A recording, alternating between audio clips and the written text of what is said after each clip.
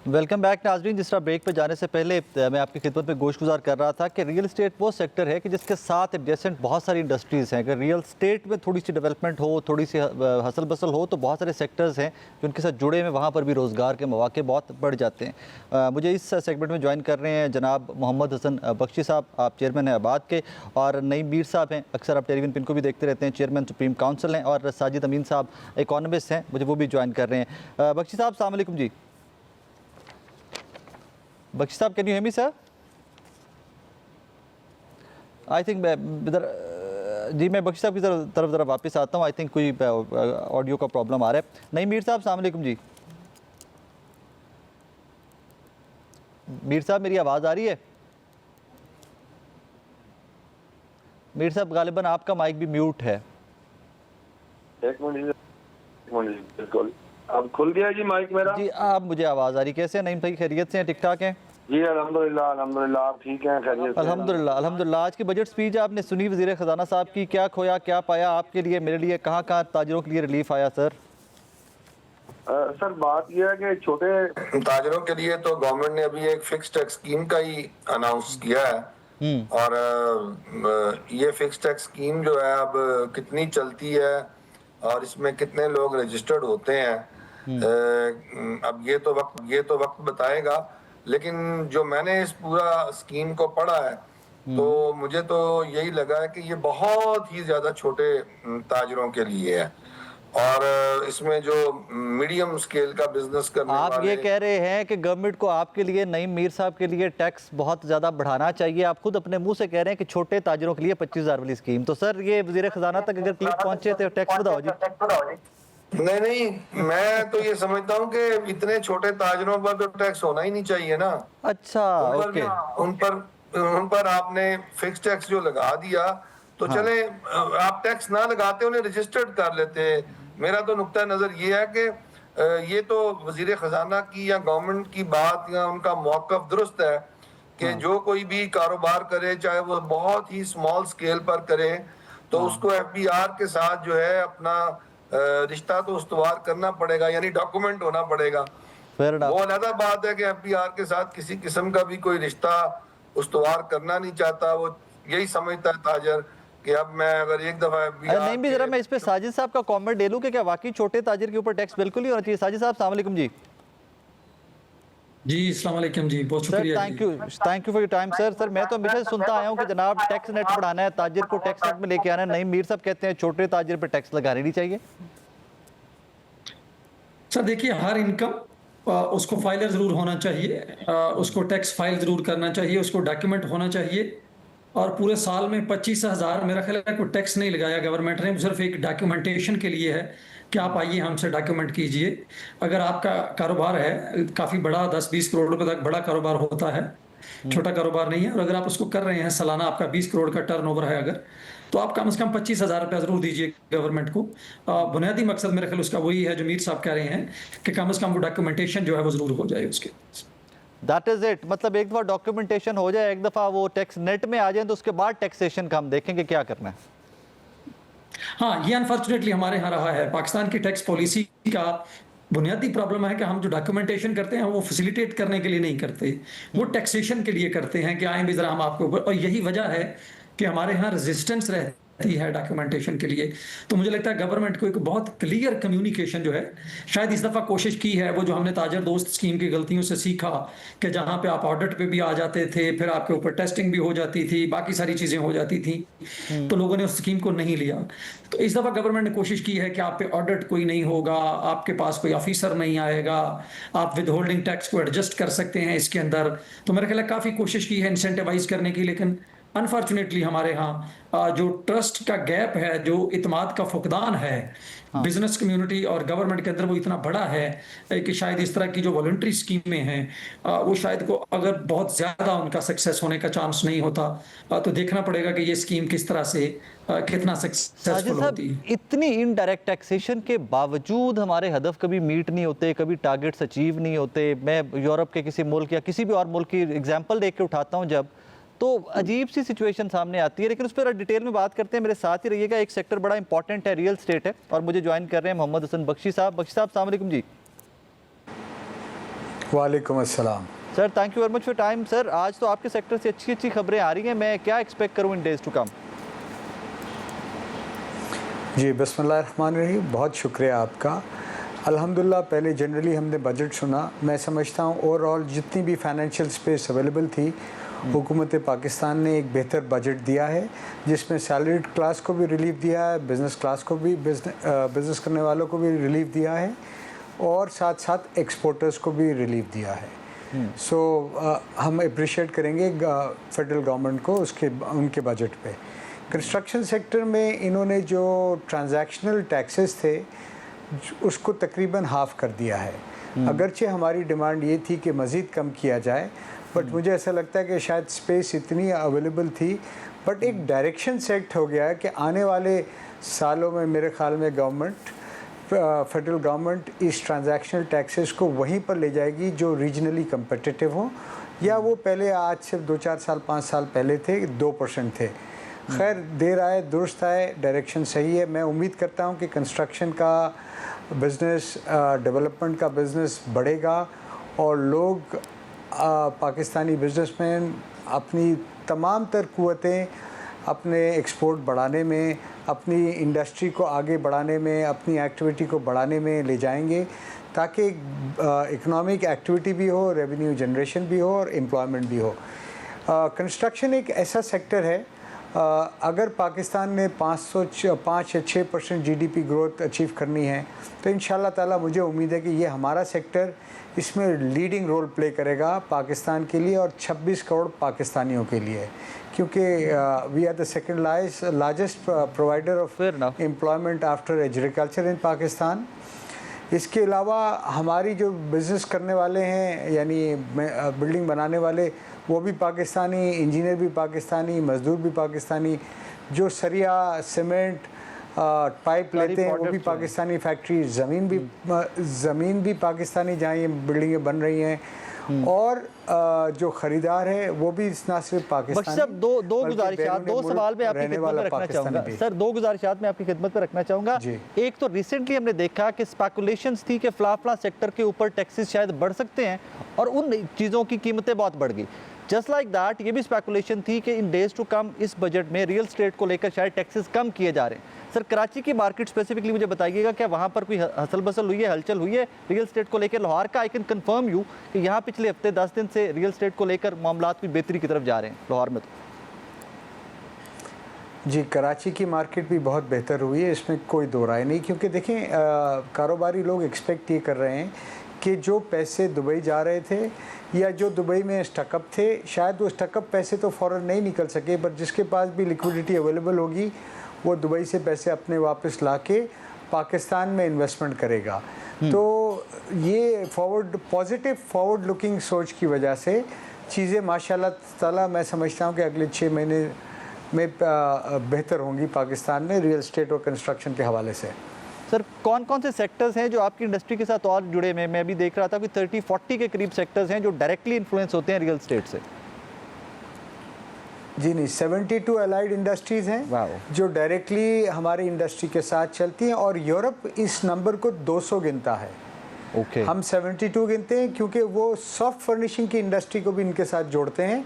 ये एक बहुत बड़ी तादाद है, और अगर ये इस वक्त अपनी कंस्ट्रक्शन इंडस्ट्री की अलाइड इंडस्ट्री 40 से 50% कैपेसिटी पे चल रही है, और ये अगर 70% पे आ गई तो आप समझे 2 ट्रिलियन का एडिशनल रेवेन्यू इंशाल्लाह ताला जनरेट होगा हुकूमत पाकिस्तान के लिए, पाकिस्तान की आवाम के लिए, जो कि मुख्तलिफ प्रोजेक्ट पे खर्च किया जा सकता है या इस्तेमाल किया जा सकता है। एम्प्लॉयमेंट सर कितनी बढ़ेगी? एम्प्लॉयमेंट के भी नंबर्स अच्छे आएंगे, अगरचे हमारी 2 गुजारिशात और भी थी जो हमने की थी, वो थी कि एक लॉन्ग टर्म कंसिस्टेंट पॉलिसी दे दी जाए जो स्टेक होल्डर की कंसल्टेशन से बने और लेजिस्लेशन उसको गारंटी करे। वो इसलिए कि देखिए हुकूमत कोई भी आए और कोई भी जाए, बट ये इतना कैपिटल इंटेंसिव काम है कि लॉन्ग टर्म पॉलिसी होगी तो लोग खुल के इन्वेस्टमेंट करेंगे, एक बात। दूसरी बात हमने कहा था कि पर स्क्वायर फुट टैक्स लगा दिया जाए, यानी अगर मैं 1000 स्क्वायर फुट बिल्डिंग बना रहा हूँ, मकान या बिल्डिंग, तो मैं उसका टैक्स दूँ, और मैं 1 करोड़ स्क्वायर फुट बना रहा हूँ तो मैं उसका टैक्स दूँ, ताकि टैक्स इवेजन नहीं हो। हर आदमी को पता हो कि उनका टैक्स कंट्रीब्यूशन क्या है या लाइबिलिटी क्या है, टैक्स देने वाले को और टैक्स कलेक्ट करने वाले को भी पता हो। एक और हमारी इस्तदा है जो प्रोविंशियल गवर्नमेंट से है कि आप लैंड रिकॉर्ड को डिजिटलाइज कर दें, अप्रूवल प्रोसेस को रेगुलेटरी अथॉरिटीज़ को और गवर्नमेंट डिपार्टमेंट्स को आप डिजिटलाइज कर देंगे तो ना सिर्फ अंदरून पाकिस्तान इन्वेस्टमेंट बढ़ेगी, बैरून रहने वाले पाकिस्तानी भी इन्वेस्टमेंट करेंगे, बल्कि इंटरनेशनल प्लेयर्स भी आ जाएंगे क्योंकि 14 मिलियन मकानों की डिमांड है। ये मैं नहीं कहता, ये वर्ल्ड बैंक कहता है। आपका जो रेमिटेंस आता है 52% यानी $22 बिलियन इसी काम में सर्फ होता है, इसी काम की इन्वेस्टमेंट के लिए आता है। सो ये एक बहुत बड़ी अपॉर्चुनिटी है। 62% आपकी यूथ पॉपुलेशन है जिनको हर किसी को साल 2 साल 4 साल 5 साल 10 साल में घर चाहिए होगा। अगर हम 24 घंटे और 365 दिन भी काम करें और हमारी कंपनीज़ की तादाद 1600 से बढ़ा के 16,000 भी हो जाए तो भी इतना काम है कि हमें फुर्सत नहीं मिलेगी। हम समझते हैं कि ये इंडस्ट्री को गवर्नमेंट ने प्रायोरिटाइज करना चाहिए और इस पे काम करना चाहिए। यही एम्प्लॉयमेंट क्रिएट कर सकती है, यही जीडीपी बढ़ा सकती है, यही लोकल इंडस्ट्री को चला सकती है और यही इकोनॉमिक एक्टिविटी बढ़ा सकती है। सर, हम एक सब इंशाल्लाह ताला 2000 जी प्लीज़ कंप्लीट कर लीजिए। हम सब उम्मीद करते हैं कि ये जब अगले साल में हम दाखिल होंगे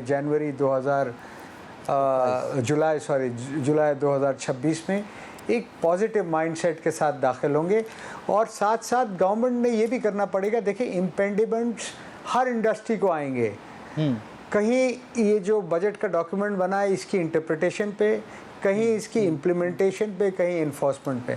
तो prime minister house, field marshal साहब की टीम SIFC और हमारे फाइनेंस मिनिस्टर ने बिल्कुल शोल्डर से शोल्डर मिलके इंडस्ट्री के साथ मिलके इन मामलात को डे टू डे हल करना होगा। अगर मामलात हल करने में 6 महीने लग जाएंगे तो शायद हम वो चीज़ें अचीव नहीं करेंगे जो आज पाकिस्तान की ज़रूरत है और पाकिस्तान की 26 करोड़ कौम जिस तरफ देख रही है। साहब एक बड़ा सादा सा सवाल सर, इन डेवलपमेंट्स के बाद हाउसिंग, मतलब मैं एक लेमन्स क्वेश्चन कर रहा हूँ आपसे, घर या अपार्टमेंट या प्लॉट सस्ता होगा इन डेज टू कम या महंगा होगा?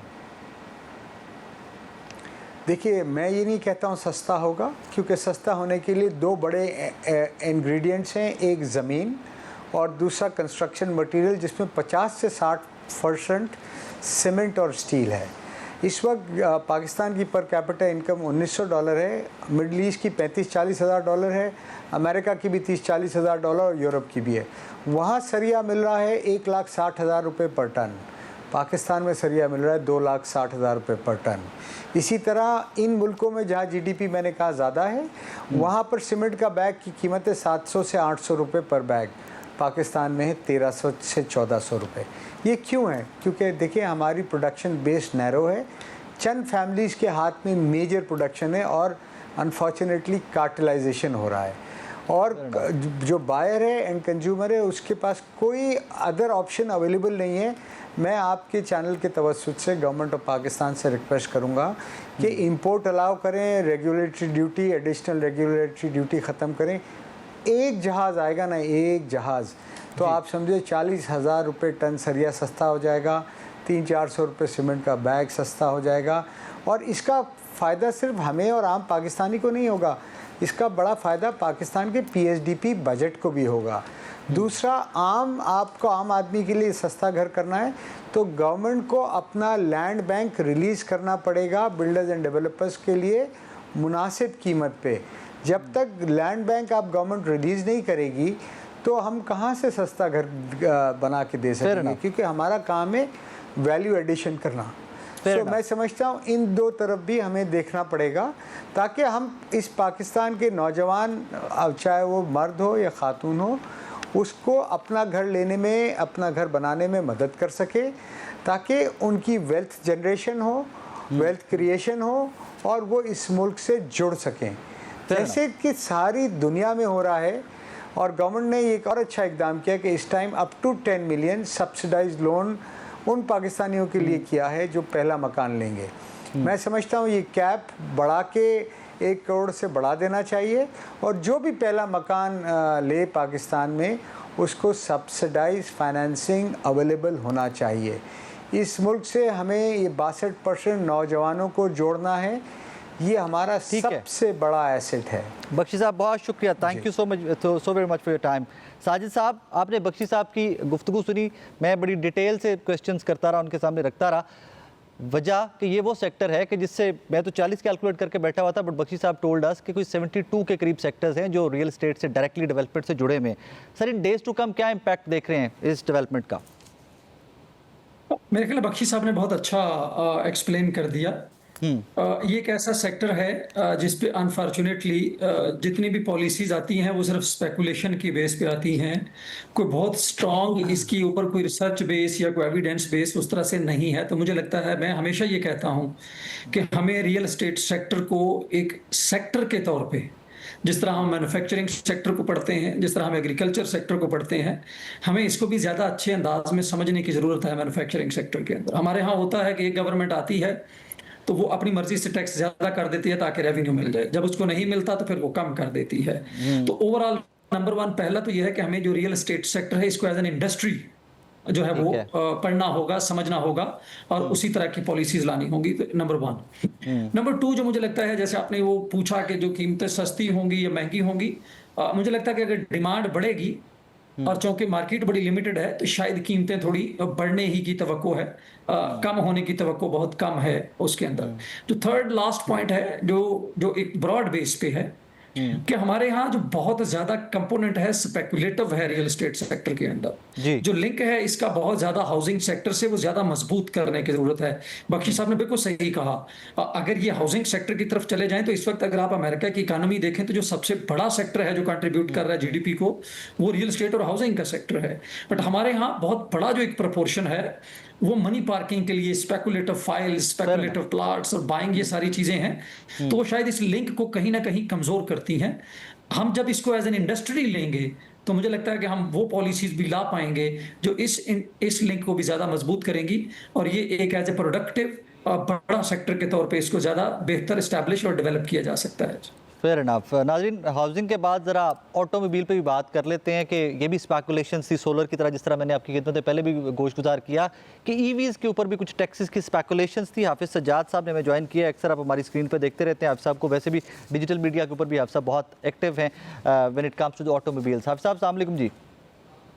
Thank you sir. हाफिज़ साहब, कैन यू हियर मी? जी मैं सुन रहा हूँ आपको। हाफिज़ साहब, एक स्पेकुलेशन थी कि ईवीज़ के ऊपर भी जनाब कोई जीएसटी लग रही है, कोई 18% लग रही है, लेकिन आज के बजट में तो कुछ अनाउंस नहीं किया। ज़रा ईवी की स्पेसिफिक मार्केट के ऊपर थोड़ा सा एनलाइटन कीजिएगा मुझे प्लीज़। बिस्मिल्लाहिर्रहमानिर्रहीम। मैं हसन बख्शी साहब अगरचे प्रॉपर्टी पे बात कर रहे थे और रियल एस्टेट पे और कंस्ट्रक्शन पे बात कर रहे थे, मैं उनकी बात को आगे बढ़ाऊंगा। उन्होंने बड़ा एक अहम नुकता उठाया कि अगर आप एक सिर्फ जहाज़ सरिये का पाकिस्तान में स्टील का आने दें, 40,000 रुपए पर टन आपकी कीमतें यहाँ पे पाकिस्तान में गिर जाएंगी। ये बड़ी अहम बात है। आप अगर इंपोर्टेड गाड़ियों को, गवर्नमेंट ने इसमें डिस्कस करने की बात की है कि इंपोर्टेड गाड़ियों पे हम ये इंपोर्टेड गाड़ियां तो पहले ही बंद कर चुकी है गवर्नमेंट। पाकिस्तान में सिर्फ वो 2000 सीसी से ऊपर गाड़ियां आ रही थी या 1000 सीसी से नीचे। अब 2000 सीसी ऊपर वाली जो गाड़ियां हैं उन पे मजीद पाबंदी लगाने की और या उनको मजीद मुश्किल करने की, उन पे मजीद ड्यूटियां लगाने की बात की जा रही है। देखें, जब तक आप एक हेल्दी कंपटीशन नहीं होने देंगे पाकिस्तान के अंदर, तो ऑटोमोबाइल सेक्टर है, ये ऑटोमोबाइल सेक्टर इसी तरह इस्तेहसाल का शिकार रहेगा। जिस तरह बख्शी साहब कह रहे थे कि चंद खानदान हमारे उस सेक्टर को डील कर रहे हैं, तो इसी तरह ऑटोमोबाइल में भी 10 से 12 खानदान हैं। इससे पहले 3 थे, तो वो 3 किस तरह इस्तेहसाल कर रहे थे। अब वो कौम से बातें ढकी छुपी नहीं रही। अब कौम को पता चल गया कि किस तरह जो गाड़ी 60 लाख रुपए में बिकनी चाहिए थी, किस तरह वो 10 मिलियन में बिक रही थी।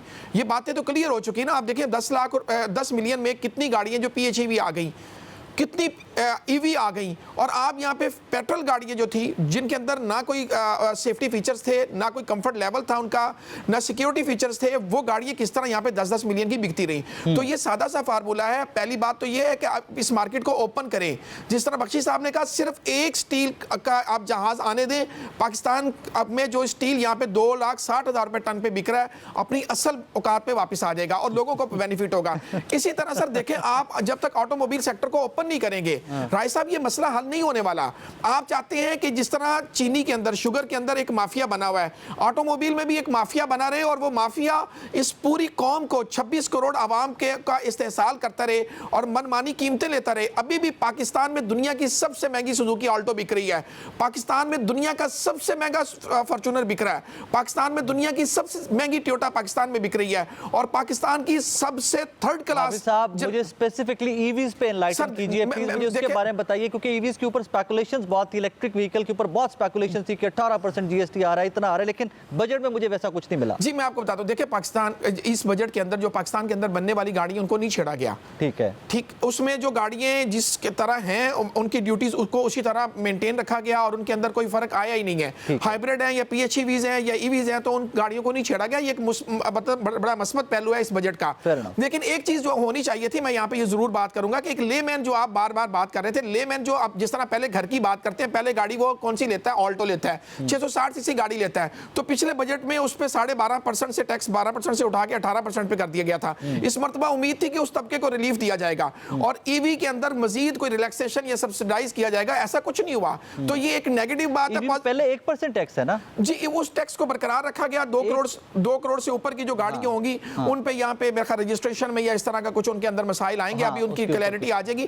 लेकिन बहरहाल देखिए, इस इतने बड़े सेक्टर को, पाकिस्तान में सेकंड लार्जेस्ट टैक्स पेयर ये ऑटोमोबाइल सेक्टर है। गवर्नमेंट को जो जहां से रेवेन्यू जनरेट होता है पेट्रोलियम मसनूआत के बाद, तो इस सेक्टर को इस तरह लावारिस छोड़ना और 10 खानदानों के हवाले कर देना, उनके रहमो करम पे छोड़ना, ये 26 करोड़ आवाम के साथ इंसाफ नहीं है। तो इस नाइंसाफी को खत्म करने के लिए जरूरी है कि इंपोर्ट को खोला जाए। अगर आप LC 300 को लेता है, कोई लेक्सस लेता है, उसके ऊपर टैक्स बढ़ता है, तो वो मेरा इशू नहीं है। I will be very honest being a common man, मेरा इशू नो डाउट। मैं ऑल्टो की बात कर रहा हूं, मैं तो LC 300 की बात नहीं कर रहा, मैं तो ऑल्टो की बात कर रहा हूं। जो पहली गाड़ी या पहला घर लेता है उस पे तो रहम करे ना ये गवर्नमेंट। 1000 सीसी तक की गाड़ियों पे जो 18% टैक्स है वो किस लिए है?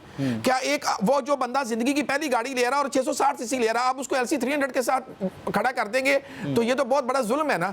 आप 660 सीसी गाड़ी पे ही कम से कम रहम कर दें और वो जो आपने 12.5% से उठाया टैक्स और 18% कर दिया उसको खत्म करें। और आपने टैक्स लेना ना, आपका मसला रेवेन्यू है, तो रेवेन्यू आप 3 लाख गाड़ियां नहीं 5 लाख गाड़ियां बेच के क्यों नहीं कमाना चाहते?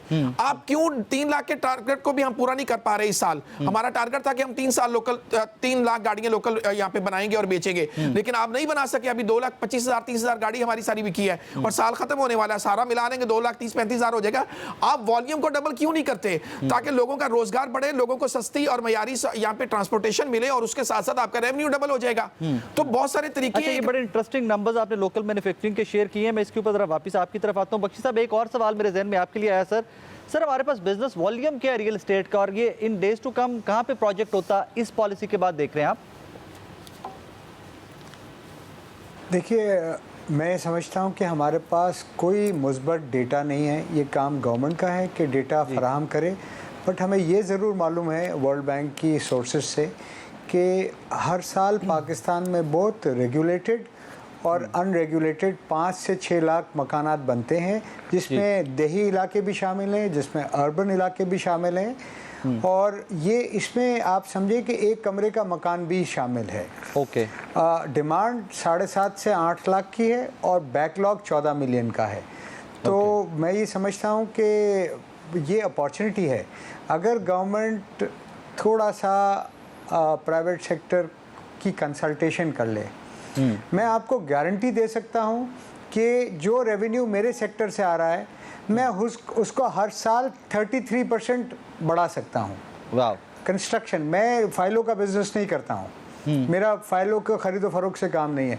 मैं एक प्लॉट लेता हूँ 2000 गज का, उसमें वैल्यू एडिशन करता हूँ, बिल्डिंग बनाता हूँ, 2.5 अरब रुपए के लोकल प्रोडक्ट खरीदता हूँ और सर्विसेज खरीदता हूँ। सो मैं वैल्यू एडिशन करता हूँ और फिर उसको बेचता हूँ। अगर आप मेरे से मदद लीजिए, गवर्नमेंट अगर मदद ले, तो मैं आपको हर साल 33% रेवेन्यू बढ़ाने को देने को तैयार हूँ।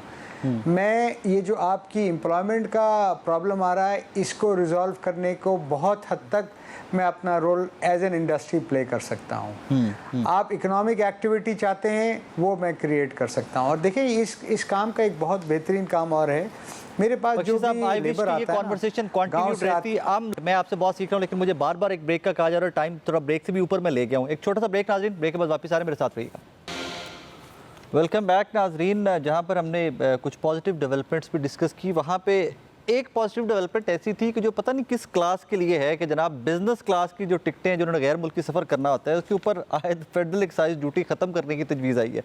अनवर रज़ा साहब, ये आप जैसे लोग जो बिजनेस क्लास ट्रैवल करते हैं ना, इंटरनेशनल ट्रैवल करते हैं, आपके लिए अच्छी खबर है, मेरे जैसे बंदे के लिए बुरी खबर है। नहीं, एक तो आपने मेरे साथ बड़ी साजिश की है कि एफबीआर जो है वो आप चाहते हैं कि मेरे पीछे लगे और आम आदमी को भी पता चले कि मैं बड़ा कोई अमीर आदमी हूँ, मैं कॉमन मैन हूँ आपकी तरह।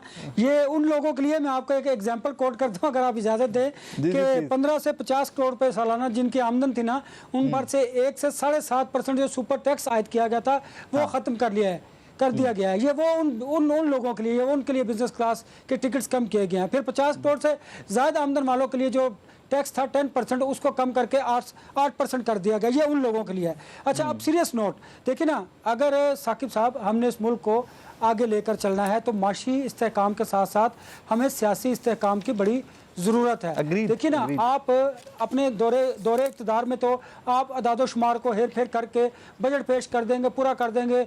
मैं पिछले साल को रो रहा हूँ, आइंदा साल भी आम आदमी का, आपका और मेरा इसी तरह गुजरेगा। वो किसान हो, हर शोबा हाय ज़िंदगी से ताल्लुक़ रखने वाला शख्स हो, किसान पे तो बात ही नहीं की है, किसान पे तो बात ही नहीं की, वो आपने पहले सेगमेंट में देखा है। नहीं की है किसान पे देखे ना, उन्होंने, मैं आपको बताता हूँ, ये बात की है, सुने ना, ये उनको आसान कर्जे उनके लिए किए हैं। अब आपको पता ना कि कर्ज किस तरह मिलता है, किस तरह तस्दीक की जाती है बैंकों में आम आदमी की, है, आप बड़ी अच्छी तरह समझते हैं। ये बजट तो मैंने आपको पहले कहा था ना कि हुकूमत ने सिर्फ अपने डिसिप्लिन को बेहतर करने के लिए किया है, लेकिन वो शायद वो कर लें, लेकिन आम आदमी के लिए इसमें कुछ नहीं है। लेकिन अगर आपने मुल्क को वाकई हकीकी मानों में तरक्की की राह पर लेके जाना है तो आपके पास अल्लाह ताला ने बड़ी अपॉर्चुनिटीज़ दी हैं। क्या? सबसे पहले बनियानुल मरसूस के बाद जो सफारती भर्ती थी उसको आपने माशी तौर पर अपने मुल्क के लिए बेहतर करना है। क्या आप इतने ताकतवर नहीं है कि अपने कर्जों को रीशेड्यूल करवा लें, माफ़ करवा लें? आपने इतनी तो सख्त आपके सियासतदानों में होनी चाहिए ना कि आप बात तो करें। आप पूरी दुनिया के लिए, अमन के क़याम के लिए क्या कुछ नहीं कर रहे? आप अमेरिका और ईरान की जंग को ख़त्म करवाने के लिए क्या कुछ नहीं कर रहे? तो क्या पाकिस्तान के कर्जे माफ़ करवाने के लिए ये सुनहरी मौका नहीं है? अच्छा, अवाम आपका साथ देने के लिए बिल्कुल तैयार है। क्या आप जस्टिफाई कर सकते हैं पेट्रोलियम लेवी आयद की है? जब आपके अखराजात पूरे नहीं होते, टैक्स रेवेन्यू जो है, टैक्स हदफ पूरा नहीं होता, आपकी आमदन है कोई नहीं, वफाक की बात करो, खर्चे आपके बहुत ज़्यादा हैं, तो फिर आप नए टैक्सेस लगाते हैं, डायरेक्ट इनडायरेक्ट। तो मुझे बताइए कि क्या पेट्रोलियम लेवी है ना, देखिए हमने जो टारगेट था, हमने उससे भी ज़्यादा पेट्रोलियम लेवी में आपसे और मुझसे इकट्ठा किया। मैं वापस आता हूँ आपकी तरफ। डॉक्टर साजिद अमीन साहब, सर यहाँ पे 2-3 चीज़ें ये बड़ी ऑकवर्ड सी हैं, मतलब I don't know whether that's awkward for me दो, कि बिजनेस क्लास के ऊपर जनाब गैर मुल्की सफ़र के ऊपर आयद फेडरल एक्साइज ड्यूटी ख़त्म की। सर ये किन लोगों के लिए बजट आया है? इस तरह की चीज़ें जो है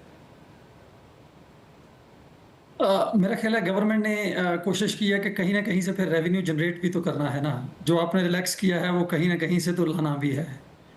तो मुझे लगता है कि ख़त्म की है सर, बिजनेस क्लास पे फेडरल एक्साइज ड्यूटी ख़त्म की है। हाँ, ये मैं जब पढ़ रहा था तो मेरे लिए भी ये सरप्राइजिंग था कि, लेकिन मुझे लगता है कि शायद यही होगा कि कोई नंबर को बहुत बड़ा गवर्नमेंट को नहीं मिल रहा होगा। हाँ। और जस्ट किसी एक क्लास को खुश करने के लिए एक छोटा सा जो सेगमेंट है उसको उड़ा दिया होगा। मेरे लिए भी यही था कि ये क्यों किया गया है, इसकी क्या मंतिक है, तो कोई समझ उसमें नहीं आई। शायद यही एक स्पेकुलेशन हो सकती है कि शायद को वहाँ से बहुत ज़्यादा सोर्सेज रेवेन्यूज़ के नहीं मिल रहे होंगे, तो वो एक छोटा सा एलिमेंट है उसको उड़ा दिया गया होगा। बहुत ज़्यादा उसमें था, बट ओवरऑल अगर हम 0.000% लोग होंगे पाकिस्तानी जो बिजनेस क्लास या फर्स्ट क्लास ट्रेवल करते हैं, 0.000%। शायद वो गवर्नमेंट ने यही सोचा होगा कि चलो इतने थोड़े हैं तो चलिए छोड़ देते हैं। अच्छा हाफिज साहब, आप कोई बात कर रहे थे नंबर्स की, क्योंकि 3 लाख के करीब हमारा एक्सपेक्टेड नंबर था लोकली मैन्युफैक्चरिंग का और कार बेचने का। सर ये थोड़ा सा मुझे डायसेक्ट करके दीजिएगा, इंपोर्टेड का कार का नंबर क्या है, पाकिस्तान की कंजम्पशन क्या है या खपत क्या है या सेल्स क्या है, और लोकल मैन्युफैक्चरिंग जिसको आप कहते हैं। तो सर मेरी पाकिस्तानी गड्डी तो एक भी नहीं बन रही पाकिस्तान, हम बाहर से पार्ट्स लाते हैं, हम असेंबलर्स हैं, हम मैकेनिकल आके जोड़ के हम बेच देते हैं आगे। सर देखिए, ये तो अलमिया है कि यहाँ पे आपने बड़े बड़े डिपार्टमेंट्स खड़े कर दिए, इंजीनियरिंग डेवलपमेंट बोर्ड खड़ा कर दिया, मिनिस्ट्री ऑफ कॉमर्स के नीचे स्टैंडर्ड क्वालिटी को वो एक डिपार्टमेंट आपने वो खड़ा कर दिया, लेकिन उसके बाद यहाँ पे मैन्युफैक्चरिंग तो आज तक नहीं आ सकी।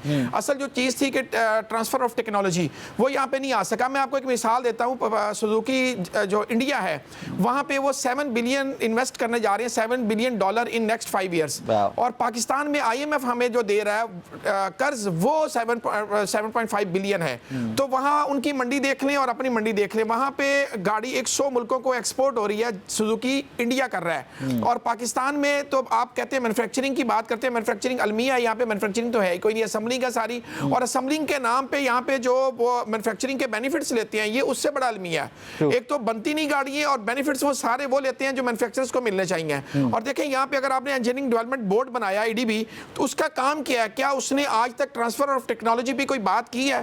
क्या आप कंपनियों को पाबंद कर सके हैं? मैं इतने बड़े बड़े यहाँ पे खुदा की कसम नोहे लिखे जाएं, मरसिए पड़े जाएं उन डिपार्टमेंट्स पे जो बने, और उन्होंने यहाँ पे कुछ नहीं किया सिवाय AC वाले कमरों में बैठ के तनख्वाही लेने के, कि आज तक पाकिस्तान में बनने वाली गाड़ियों के अगर आप पुर्जे को निकाल दें, आप परेशान हो जाएं कि 10%, 15%, 20% जो कंपनियां यहाँ पे 50-50 साल से बिजनेस कमा रही हैं। तो एक तो पहली बात यह कि सारे ये असेंबलर है, मैन्युफैक्चरर में है कोई नहीं है, बेनिफिट्स ये सारे लेते हैं मैन्युफैक्चरर्स के, और उसके बाद दुनिया की बदतरीन गाड़ियां दुनिया की महंगी तरीन प्राइस में यहाँ पे बेची जाती हैं। तो कोई एक तो अलमिया नहीं है यहाँ पे, और दूसरी बात तकरीबन 2 लाख प्लस यहाँ पे लोकल गाड़ी की, जिसे आप लोकल कह सकते हैं, चलिए असेंबलिंग ही हो रही है, नटबोल्ट जोड़ रहे हैं, 2 लाख प्लस उसकी यहाँ पे रेवेन्यू उसकी असेंबलिंग है। और उसके मुकाबले में जो इंपोर्टेड गाड़ी है वो 25 से 30 हज़ार 40 हज़ार तक वो पहुंच जाती है एनुअली।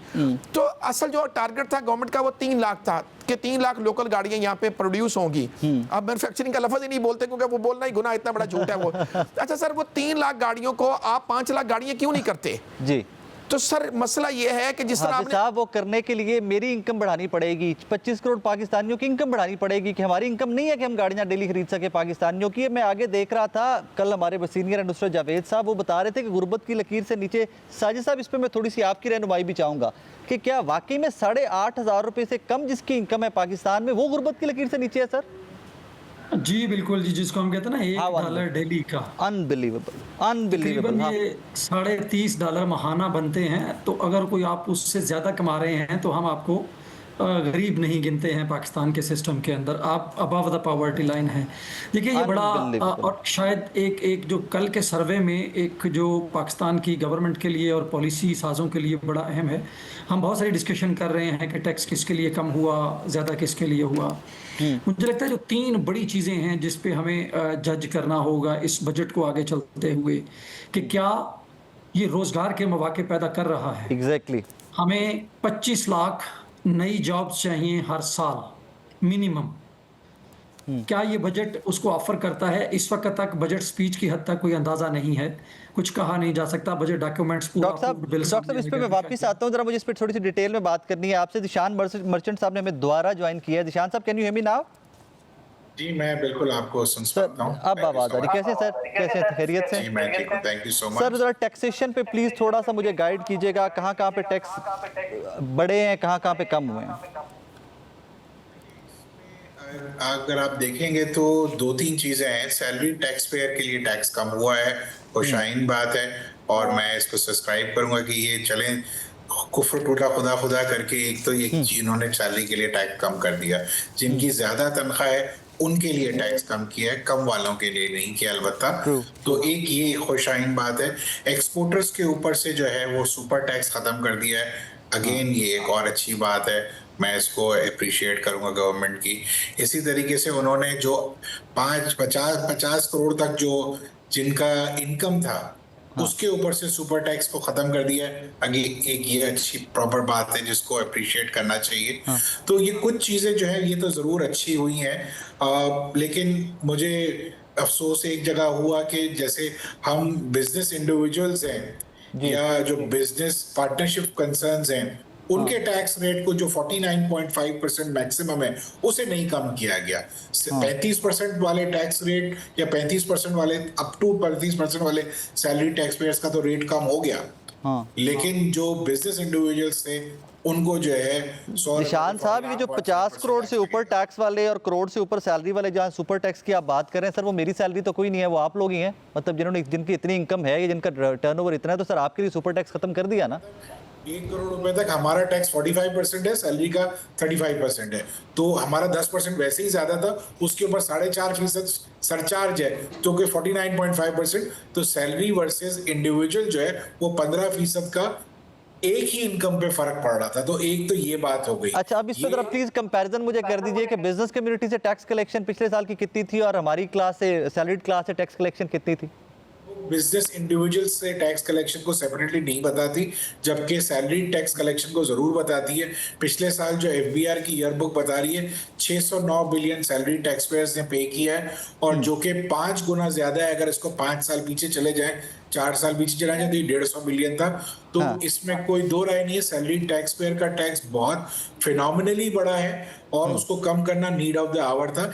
इसी तरीके से इंडिविजुअल टैक्स पेयर्स का टैक्स रेट भी फिनोमिनली बड़ा है और उनको उसको भी कम करने की जरूरत थी। टैक्स पेयर्स की बात मान ली गई है, बिजनेस इंडिविजुअल्स की बात या पार्टनरशिप फर्म्स की बात को नहीं माना गया। हो सकता है फाइनेंस एक्ट में शायद मान लिया जाए, लेकिन ये जरूर है कि सैलरीड इंडिविजुअल्स के लिए एक बेहतर बजट है ये, और उनके लिए जो है इसी तरह से प्रॉपर्टी के जो परचेज और सेल्स पे विदहोल्डिंग टैक्स रेट्स थे उसको भी जो है रैशनलाइज किया गया है।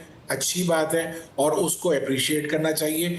इससे जो है यकीनन जो प्रॉपर्टी की जो ट्रेडिंग थी उस पर फर्क पड़ेगा। एक सबसे अच्छी मूव जो मुझे नजर आई कि फॉरेन इनकम पे और फॉरेन एसेट्स पे 1% सीवीटी लगाया गया था, जिसकी वजह से बहुत नुकसान, उस सीवीटी को खत्म कर दिया गया, which is very good move again. और आईटी एक्सपोर्टर का जो कंसेशनरी रेट था 0.25% का, जो इस साल खत्म हो रहा था, उसको जो है 2029 तक जो है वो बढ़ा दिया गया है। अगेन ये एक अच्छी बात है जो इसमें नजर आ रही है। तो ये कुछ चीजें हैं यकीनन जो अच्छी है। इसी तरीके से रेवेन्यू जो क्रिएट हुआ है, जैसे सोशल मीडिया पे जो लोग कैंपेन्स करते हैं, जो सोशल मीडिया पे व्लॉग करते हैं किसी भी स्टेज तरीके से, उनकी इनकम के ऊपर जो है वो विदहोल्डिंग टैक्स लग गया है। 5% है सर, कितना है वो? मेरे ख्याल से 5% है। I have to confirm that. Wholesaler और डिस्ट्रीब्यूटर का जो रेट था 0.25%, उसको अब 0.5% कर दिया गया है। तो यकीनन कुछ चीजों को जो है वो बढ़ाया गया है, कुछ टैक्स रेट्स को, और कुछ जगहों को रैशनलाइज किया गया है। तो ओवरऑल अगर मैं इसका एक मुआवजा करूं तो मैं ये समझता हूं कि ओवरऑल जो है ये एक बैलेंस बजट है। अभी जितना हम पढ़ते जा रहे हैं हमें समझ में आता जा रहा है। एक जो बहुत अच्छी चीज़ है, अब अगर वो प्रॉपरली इम्प्लीमेंट हो जाए, कि फेसलेस ऑडिट का कॉन्सेप्ट इंट्रोड्यूस किया गया है इस साल। यानी अब जो है वो हमें नहीं पता होगा कि हमारा अफसर कौन है जो हमारा ऑडिट कर रहा होगा, और उस अफसर को नहीं पता कि ये टैक्स पेयर कौन है। तो वो किसी तरीके का जो इंटरैक्शन, फिजिकल इंटरैक्शन था between the tax payer and tax collector, उसको खत्म करने की बात की गई है, जो मैं समझता हूँ कि अच्छी मूव है। अब अगर अच्छा जान, यहाँ पे एक और चीज थी, पेट्रोलियम लेवी का हदफ भी नेक्स्ट ईयर के लिए बढ़ाया गया सर। उसका इम्पैक्ट तो डायरेक्टली आम पाकिस्तानी पे आएगा? उसका इम्पैक्ट एक आम गरीब आदमी पे ज्यादा आएगा। यस, देखिए जो अमीर है उसको तो फर्क नहीं पड़ेगा, लेकिन एक गरीब आदमी के ऊपर इसका बम गिरेगा और वो वैसे ही परेशान है, उसकी परेशानियों में मजीद इजाफा होगा। पेट्रोलियम डेवलपमेंट लेवी में बढ़ने का मतलब है कि अगर पेट्रोलियम की प्राइसेस इंटरनेशनली बढ़ती हैं तो ये मजीद प्राइसेस बढ़ेंगी। मजीद प्राइसेस बढ़ेंगी तो हमारी कॉस्ट ऑफ प्रोडक्शन बढ़ जाएगी, हमारी सेल्स वैल्यू बढ़ेगी, इन्फ्लेशन बढ़ जाएगा।